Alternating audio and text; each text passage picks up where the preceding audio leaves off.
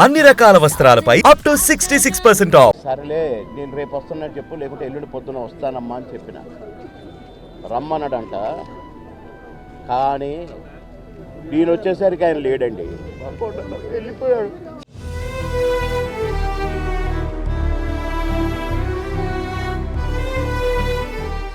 ఇంటికి వస్తే ఎంతో సంతోషంగా రారా బోరు కొడుతుందిరా అనేవాడు. ఇప్పుడేమో హాయిగా పడుకున్నాడు.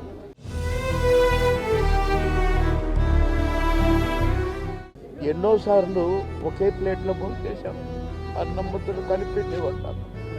తినవా, టైం తక్కువదిరా అది అనేవాడు. కోటన్న ఎటెళ్ళిపోయావు? సొంత తమ్ముడు కన్నా కూడా నన్నే ఒక తమ్ముడిలా చూసుకున్నావు.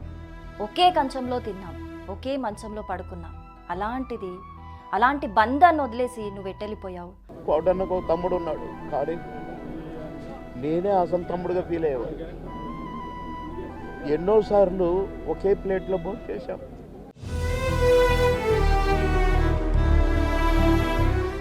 నిన్ననే ఫోన్ చేసి ఇంటికి రమ్మన్నావు కదా, వచ్చేసరికి లేవేంటి అని చెప్పేసి కోట శ్రీనివాసరావు మృతి పట్ల బాబుమోహన్ కన్నీటి పర్యంతమవుతూ కొన్ని వ్యాఖ్యలు చేశారు. నాకు ఆయన తెలుగు ప్రజలందరికంటే కూడా నాకే ఎక్కువగా ఆప్తుడు అని చెప్పి కన్నీటి పర్యంతమయ్యారు బాబుమోహన్.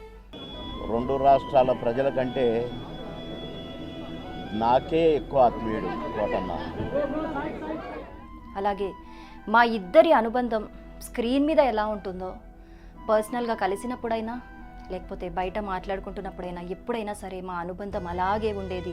పాము ముంగిసలాగా ఎప్పుడు కొట్టుకుంటూ తిట్టుకుంటూ ఉండేవాళ్ళం, పంచులేసుకుంటూ ఉండేవాళ్ళం. కానీ ఆ అనుబంధంలో కూడా ఎంతో ఆప్యాయత ఉండేది అని చెప్పేసి ఆయన కోట అన్న అంటూ కూడా ఎంతో కన్నీరు పెట్టుకుంటూ విలపిస్తూ ఉన్నారు. అలాగే నిన్ననే ఫోన్ చేశాను, నాకు నిన్న ఫోన్ చేశాడు కోట అన్న. ఫోన్ చేసి ఎక్కడున్నావురా, ఏం చేస్తున్నావురా అని ఎంతో ఆప్యాయంగా పలకరించాడు.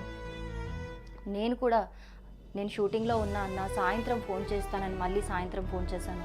సాయంత్రం ఫోన్ చేస్తే రేపు రారా ఇంటికి అని కోట అన్న చెప్పాడు.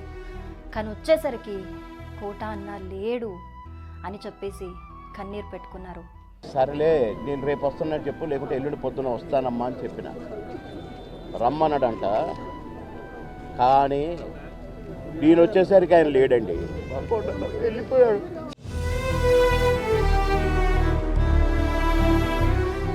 ఇక స్క్రీన్పై ఎంతలా ఆయన ప్రేక్షకుల్ని మెప్పించారో, ఇటు నిజ జీవితంలో యాదృచ్ఛికంగా వీరిద్దరు కుమారులు కూడా యాక్సిడెంట్లో కన్నుమూయటం విషాదకరమని చెప్పాలి.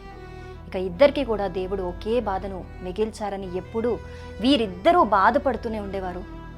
ఇక వీరిద్దరి మధ్య 10 సంవత్సరాల తేడా ఉన్నా కూడా ఇద్దరు మాత్రం తమ అద్భుతమైన నటనతో ఆడియన్స్ని విపరీతంగా ఆకట్టుకున్నారు.